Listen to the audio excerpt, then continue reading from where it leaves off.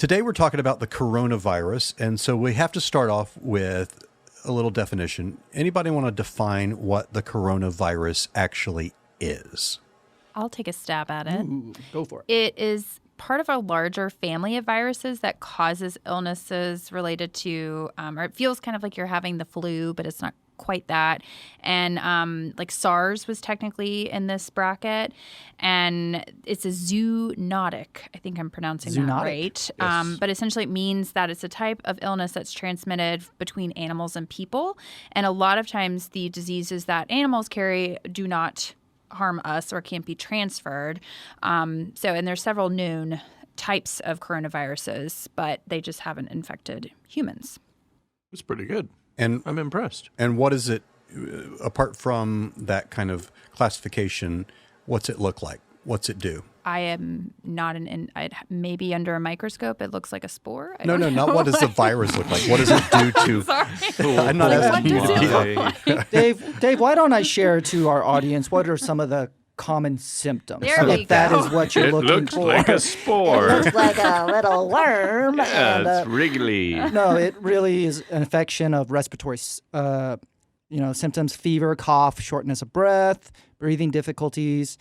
In really severe cases, you might be looking at pneumonia, severe acute respiratory syndrome, kidney failure, and even death. Even death. There you go. Even death. I'm gonna tell you something that you'll just have to take on faith. But every day I write a little bit, and sometimes I write just short stories or other things that I know I'm not going to get published, just to kind of keep in the habit of writing. And last year, way before coronavirus, I wrote a story about a virus that was in this classification that was found in bats in caves in China. That's crazy. I think you're lying, Dave. Kid you not. I did. Dave the liar. And that What it happened? became a pandemic and it spread go. and all the crazy stuff that happened with it. Wow. I'm impressed. I believe you. Yeah. So with that, we know that the flu, influenza, kills more people every year than this virus by a long shot. I don't know if the mortality rate's lower or higher, but the volume of people that die from the flu is a lot higher. So why are people so freaked out about this thing? Why what's happening that's making people freaking out about the coronavirus when it really, even among the infection rate, it's maybe 2 to 3% of people end up dying from it? Well, the flu, the mortality rate is anywhere from 0.1 to 0.18%. Mm-hmm. And so right now, the coronavirus is 2 to 3. SARS was 10. Ebola is between 35 and 90. And I think my hunch is it's the flu. We've heard it. We're familiar. We get it. People get the flu. But when you are talking about the coronavirus, maybe it's from this weird market in this particular place in China we've never heard of, and it seems alien and scary, and plus it draws media coverage. I mean, hey, Joe Schmo in Texas has the flu. Well, no duh. But then this is something new, and people are on cruise ships and they're quarantined, and it's this whole other media circus, but it also seems to be more contagious. Well, and I think, I agree. Whenever there's any sort of novel potential threat, people have a stronger anxiety response to it simply because it's unknown. We are all very familiar with the flu. We are not familiar with coronavirus until now. And even when you think about how do you protect yourself from something like this, like just being told to wash your hands, that doesn't feel sufficient enough because you don't really understand what this is. So then you freak out about it. And the media has a responsibility to provide reasonable, rational, accurate information. And that goes into a whole nother issue with this particular situation in China and their censorship. But I think it's just getting good information that's not fear-mongering is something that's important. But this virus is easily transmitted through through the air ventilation systems in a way that the flu is not usually transmitted. But I will say something a little bit controversial is I'm pretty excited that we have coronavirus right now because Oh boy, here we go. people No. well, yes, because there's this widely accepted theory that it came out of these wet markets where there are live animals and dead animals and snakes and bats, and people are buying it and it transmits from them. There is one question to that theory, though, is that there are 13 identified cases of coronavirus where they had zero contact with anybody with the virus, zero contact with a wet market. But the upside to the coronavirus is they cleaned all the wet markets out, they disinfected it, and this illegal animal trade has gone basically to zero. Nobody wants it, and I think hopefully the Chinese appetite for some of these unusual animals will dramatically drop. So you redeemed yourself slightly with that statement. Thank you very Yes. much. I think the word excited Yeah. just was not maybe the Okay, best choice okay. of word. But I agree. I think that's good. accepting. I think some good could come out of this. Yes. Okay, thank you for those situation. words. Let me compassion splain for Frank. I do think there's one element that probably feeds into a lot of the fear. And I don't know the exact statistics, but we do know that the flu mortality rate is inflated slightly due to infants and elderly people that already are of very vulnerable and weak Yep. Diabetes pre-existing. weak health. When you start to hear about fatalities with a virus that are, in a lot of ways, they feel like just normal, healthy people, that's, I think, a lot of times can start to really provoke another element of that fear. In fact, the doctor that really was trying to warn the entire world, certainly trying to warn China that this was a pandemic and that they really need to be addressing this, when he died, and obviously he was heavily exposed and he really gave his life to try to help his fellow countrymen and women. But that really just kind of adds to that degree of whether it's legitimate fear and worry or paranoia. So I'll give you a interesting stat, and I've used this in a presentation before. Did you know that cold weather in the United States kills more people than murder, leukemia, and liver disease combined? And I buy that. we don't tend to get real scared of cold weather, right? Yeah, let's lead the news story off with, guess what? It's cold. Right. We get scared about murder. We get scared about Ebola. We get scared. So my question is, with in this regard, is this just sort of a thing that because it feels exotic and it's new, that it catches our attention more, it's more scary, but when you really look at the mortality rates of other diseases, of other things, it's really not anything more to be concerned about? Or is it legitimate to be concerned about it? Or concerned at the level of headline level? I mean, I don't really know. I feel like it's a legitimate thing to be mindful of. It's just how much of a true threat is it? And sometimes, unfortunately, we just don't know because science is a messy thing. And so getting the stats and the data to convey to people, hey, you need to be on the lookout for this, takes time. And so I'm not sure. I mean, I would say it veers, at least in this instance with the coronavirus, it leans more, I think it's legitimate. I think it's valid. When we think about the flu, and granted, we've just talked about statistically speaking that it has more people die from the flu and more people die from a lot of other elements. But I feel like we as a culture, as a society, attempts to prepare ourselves for flu season. And we can't always anticipate that. So I think what we're seeing here is something happening that in a lot of ways we weren't prepared for. So we are reacting in real time to find out like how big of a problem it is. But if we don't attend to it, then it's only going to get worse. So even though one of the downsides of that is that there may be a little bit of public hysteria driven a lot by the news media and just sort of the constant attention that it receives.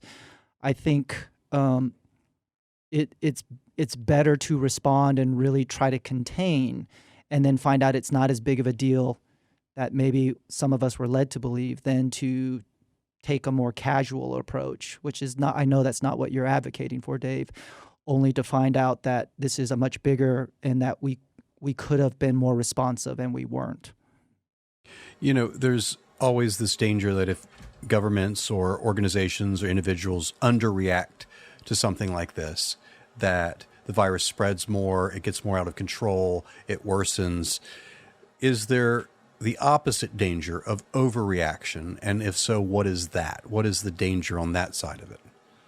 Well, I mean, I don't know if this is a good example, but in terms of an overreaction, you have a cruise ship that's quarantined for, say, 14 days or whatever, and there are people in the less expensive rooms that are in that room, and they don't have windows. And they are, I mean, I can't imagine that. They're going to be freaking out. And what if that was for no cause? And also people buying, I have seen more people wear these breathing masks, and they don't work. You have to have a very specific and rather expensive breathing mask to filter out this virus. And people may walk around thinking, oh, I'm fine, when they're not. There's probably some financial risk if you swing too far and there's not a threat and you're over conservative. So it's like, I think about the cost of food. Like, it's like when it snows here in the South, for whatever reason, people have decided to take all of the bread and all of the milk. And I've never gotten that. Like, why milk and bread? But so I don't know. I could see how there would be a lot of people trying to spike prices and lack of food and those sorts of things. It's happening right now in North Carolina. There's a furniture maker here in Charlotte, and they basically had to shut down because they get all of their supplies from China, and now they have nothing. And so now all their employees are just sitting around out of work, and they don't know what to do. They don't know when this is going to change. So all of that world economic supply chain system is very disruptive. We're also seeing, I think, part of the narrative is a global suspicion and mistrust towards China's government.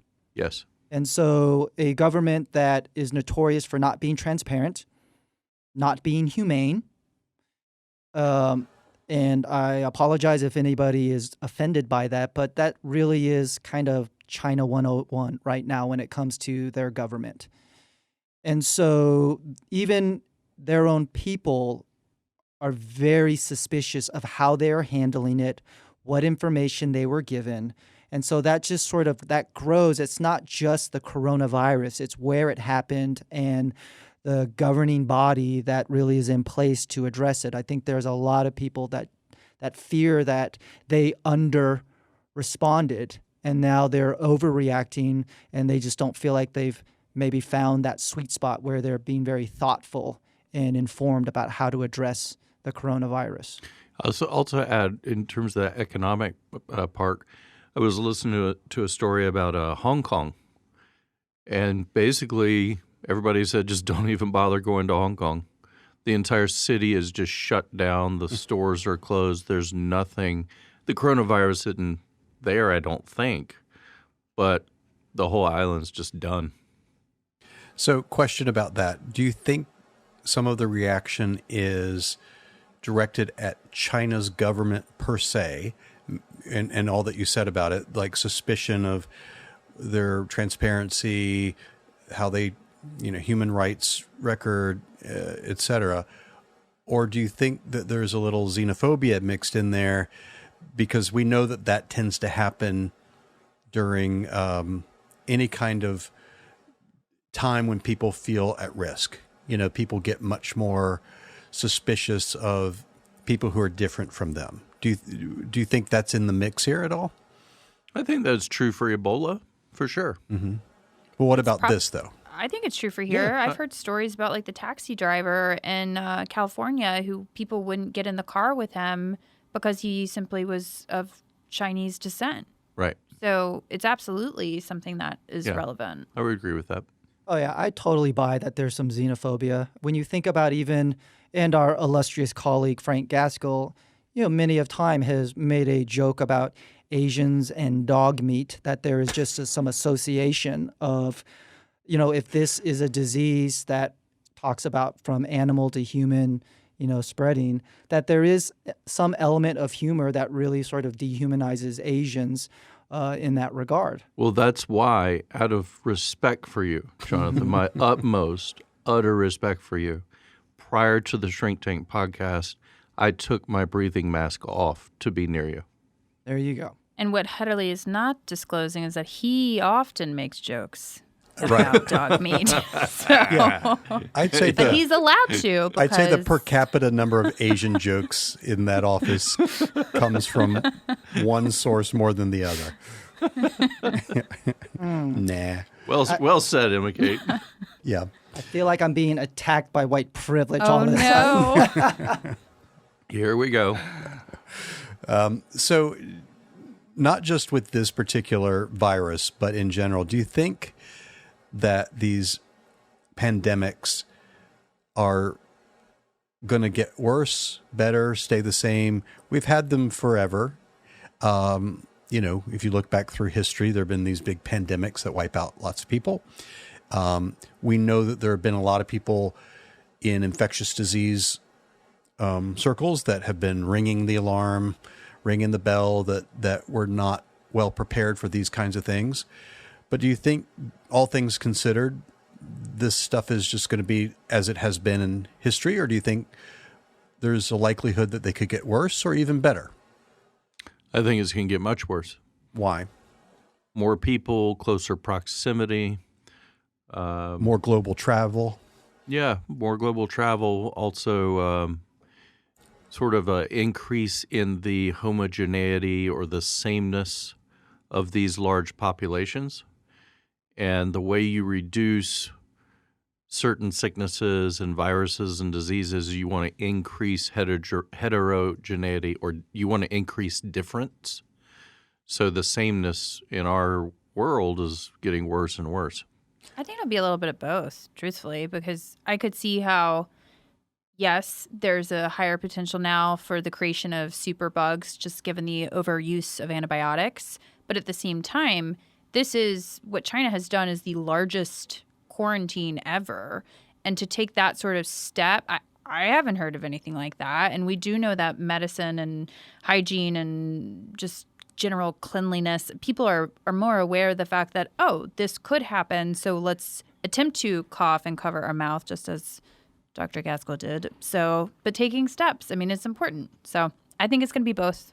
But I'm also optimistic, I hope. But I would tend to agree that seems to be history's cycle, right? That once we learn from things, hopefully we learn from it, we expand our approach. Obviously, viruses can mutate so that you think you have something really under control only to find out that it's mutated and the way that we would normally address it is no longer as effective. But I also think that there's a lot of folks like Frank that sees a lot of the fear and the worry, and hopefully they're the ones that are really sounding the alarm and are leading the charge of finding cures and finding ways to manage and contain this. So are you saying you think it'll be better? I think I'm like Emma Kate. It'll be a little bit of both. It'll probably just go in cycles, right? Because I do think that, and we see this with flu season, is that sometimes there's a mutated strand that all of our best efforts to prevent is not effective, and we don't know that until it happens. So as of today's recording, and this is changing by the day, there are about 76,000 reported cases, about 2,000 deaths, a little over 2,000 deaths. And there have been some days in the last week where there have been fewer reported cases rather than more reported cases. So any guess, and this is speculation, but any guess about, does this thing sort of get contained, or are we looking at, let's say in March, April, this thing is like wildfire? What's your guess looking at? I mean, I guess this is speculative, but what's your thought? I don't think we're over the main peak of this yet, because from my understanding, there's like a 2-week kind of incubation period where you might be symptom free. So that's why they're doing a lot of these 14-day quarantines, like the cruise ship and whatnot. So I would be curious to say probably the end of February. That, again, speculation, just a guess, because they started this hardcore quarantine, end of January? Is that correct? Probably. I think so. Around that. But so that's my guess. But I don't know. I would like to hope, for the sake of everyone, that it is kind of starting to wane a little bit, or waxing. I think we've seen the worst of it, only because China is so brutal that they're able to enforce a quarantine in a way that we probably couldn't do here in the U.S. But I think we've seen the worst of it. I think we've seen the worst also because the more eyes around the world that are on it, the more people are keeping China accountable for what they're doing in some ways. And I'm not here all of a sudden doing a 180 and championing what they're doing. But early on, there probably was more likely underreaction, and China just sort of keeping that sort of censorship and wall in place. But it's become too big of a news story. It's become too big of a problem that the entire globe is focused on this and their efforts to address it. Last question. Psychologically, what do you guys feel like is the best way for our country and for us to respond to this particular current threat? Are there things that we should be doing more of, less of? What do you think is the best approach to respond? Normally I would say breathe, but that doesn't feel appropriate right now. Take a deep breath. Wow. Sorry.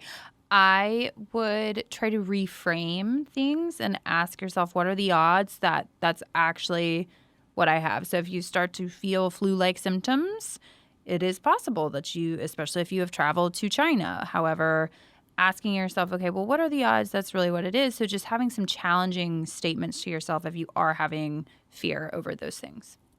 I would want the news media outlets to spend a little time, 10 minutes, say, here's what's happening, here are the stats, this is what's going, the trend line is down, and now on to Trump.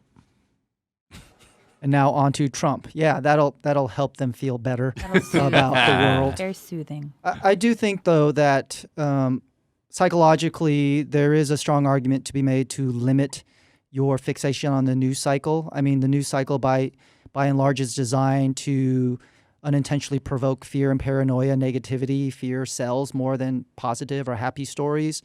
I think the other thing is to really focus on what you can control and influence in your life versus getting really wrapped up by things that are outside of your control, which is that's really a hallmark of anxiety. It's when you just get lost in the things you can't predict or control, and then you miss out on all these things that you can influence and change right in front of you. So, good hygiene. There are things that you can go about today that gives you meaning and purpose and productivity. And if you find yourself getting really spun up by what's going on around the world, take a step back and say, is there anything you can do about it? And what are the odds that it's going to negatively impact you? Good stuff. All right. We will see how this goes. And we may even have to revisit this depending on what happens. But sounds like the panel's, the crew is optimistic about this being the worst of it. We're optimistic. Well, and I do want to add on behalf of our sound engineer, Sean Beck, that one of the solutions is definitely cut down on factory farming of animals. And Sean is a huge advocate for that, both in principle and in his lifestyle. And I do think that even if we've been a little bit playful at times about it, that this is something that really can be seriously addressed in terms of the risks that it puts around the world. So kudos to Sean Beck for making sure that we chimed in on that. Good last word. And that's going to do it for this edition of the Shrink Tank Podcast. I'm Dave Verhagen in Nashville, signing off for Emma Kate Reef, Frank Gaskell, and Jonathan Hederley in Charlotte. Tell all your friends about us and make it a great week.